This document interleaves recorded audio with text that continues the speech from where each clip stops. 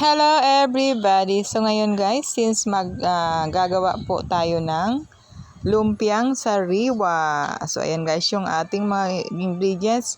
Guys, ginayat-gayat ko na yan. Nakikita nyo naman, may repolyo tayo.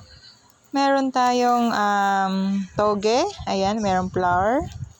And then, ayan guys, marami tayo. Ayan, mayroon tayong lumpia, meron tayong kamote, may beans, may carrots, at may ano po yan, yung sayote, yung isa. Tapos ayan po yung pambalot ng lumpia. So ayan guys, napakasarap niyan. So ito na siya yung finished product guys. Napakasarap ng lasa, nakakamiss. Yan po yung sausawan is ano yan, peanut butter. So ayan guys, sinikman na natin kung anong lasa niyan. Actually guys, nakatikim na rin naman ako niyan, pero ang sarap talaga niyan. Ang healthy pa, 'di ba? Puro gulay. So guys, if you want po, pwede niyo pong i-try yan. Napakadali lang naman pong gawin yan, mga madam ko.